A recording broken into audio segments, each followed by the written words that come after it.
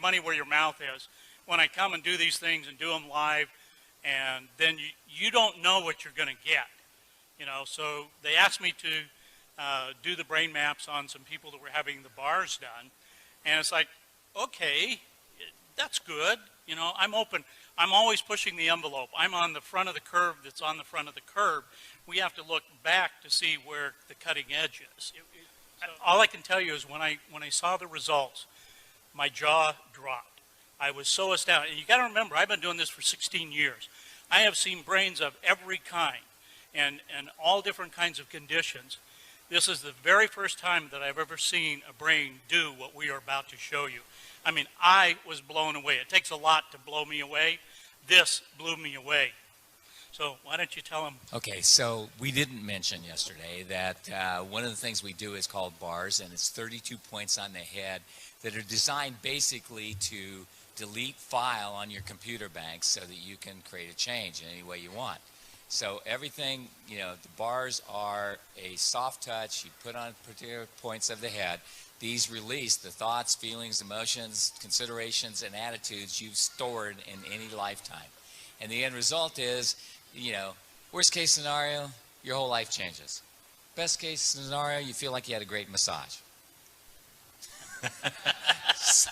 We have several different databases, ways that we can look at this information, and that adds a level of credibility and reliability.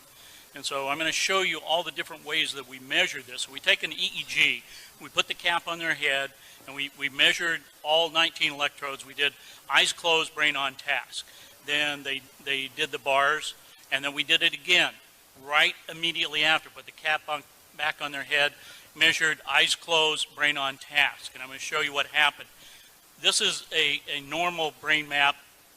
And so this one is before. This was, and you can see the red area that's lit up. That's the area that we identify as PZ. And it's showing that it's, you know, roughly 3 standard deviations above what would be considered normal. So they did, I think it was an hour and a half of running the bars. And then immediately after that, we did it again. And here's what it looks like. Can you see a difference? Yeah, all right. So this was one measure that we were able to look at. Let's take another glance at something. It's called S-Loretta, and that stands for Scientific Low-Resolution Electromagnetic Tomography. But forget about that. Here's what it looks like. It came out showing us here, pointer down here where this little red line is, and this area is PZ. That's where it was lit up before. We have a different scale, and down here it's showing us that yellow is 3 standard deviations above what's normal. Well, we know it's at 2.7 hertz. It's in the delta range, so it's a low frequency, but down here it says it's 4.97. So it's almost 5 standard deviations above what is considered normal. It is off the scale of what we're seeing here. So here after is what it looked like.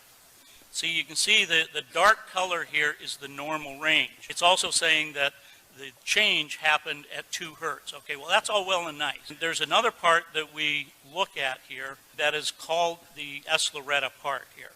And it gives us a triangulation. So we have what's called an x-axis, this black line here. Then the one pointing up in the air is a y-axis, and then we have a z-axis. So we get this triangulation. It's showing us exactly where. And you see this stuff here in the back of the brain. Well, that's PZ. That's where you just saw, you know, it all lit up. So here's the after. It's gone. It's gone. This doesn't happen in my world of measuring brains.